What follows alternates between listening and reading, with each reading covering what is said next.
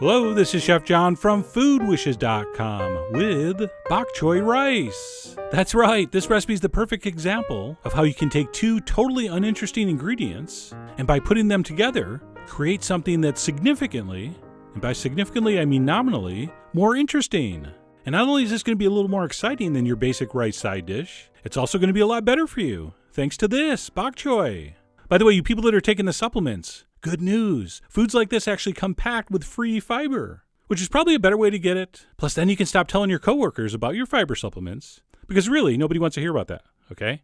But anyway, we're going to take some bok choy, and we're going to prep it with the old divide and conquer system. So we're going to go ahead and cut that just about in half, right where the stalks become leaves.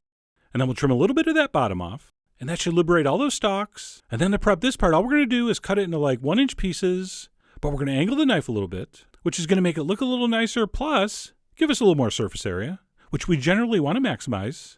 So we'll go through and we'll cut those as shown. And the whole strategy here is we're going to cut up these stalks and cook those with the rice. And then when that's almost done, we'll add the leaves at the end so that both parts of the bok choy are cooked to their maximum deliciousness. By the way, I'm just doing a small batch here. You can totally scale this recipe up as much as you want. So we're going to prep those stalks.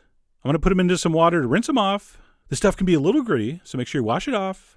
And at that point, we can move on to the leaves, which are very easy to do because all we're going to do is cut across like this. And then once those are sliced, I like to turn the knife, give it a couple cuts the other way. So basically, I guess a large chop. And obviously, those leaves have also been rinsed. And then all we need to do is reserve that until the end of the cooking time. All right?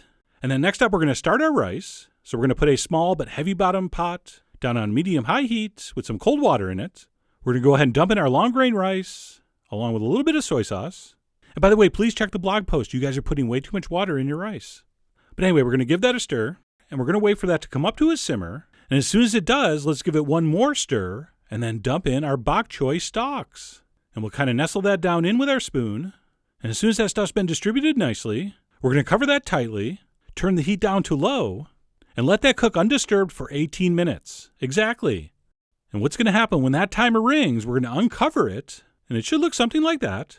And we are ready for the final phase of flavoring. So I'm going to drizzle in a little bit of toasted sesame oil. I'm also going to heat this up a little bit with some sambal, which as you know is just a spicy ground chili sauce.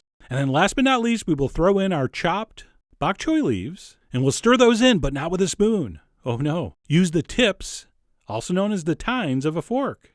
So get in there and give it a good stirring, make sure everything's mixed evenly, and then, and only then, we're going to turn off the heat. We're going to cover this tightly, and we're going to let it sit there for 5 minutes. Undisturbed. Don't peek. And in those 5 minutes, all those flavors are going to meld together.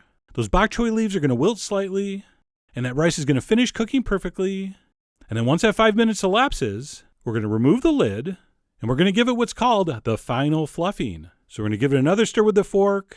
And as you can see right there, that rice is perfectly cooked. Those grains are all separate, but they do have a very, very thin, sticky coating. So they kind of want to grab onto each other, but not really. So for me, that's the perfect texture for a long grain rice side dish like this. And of course, at this point, you're going to taste and adjust the seasonings to your liking. You are, of course, the Dr. McCoy of your rice and bok choy. And I know, damn it, Jim, I'm a doctor, not a bok choy rice seasoner. But regardless, you got to taste and adjust. I decided to add a little more soy sauce. You could obviously also use salt, or maybe even a little bit of fish sauce, if you're sexy. And as soon as that's tasting exactly how you want it, we are ready to serve up. And just for fun, I decided to garnish with a little bit of toasted sesame seeds. I know they don't look toasted, but they were. And that, my friends, was a beautiful, simple, delicious, and very, I think, nutritious rice and vegetable side dish. Our bok choy stalks are tender, sweet, and delicious. And at the same time, our tops have just been wilted slightly, so those are still nice and green and have a little bit of texture to them. Just a beautiful combo. And if you're doing anything remotely similar to an Asian-style marinade for your grilled meats, this would be a perfect accompaniment. And who knows, this could become one of your favorite dishes of all time.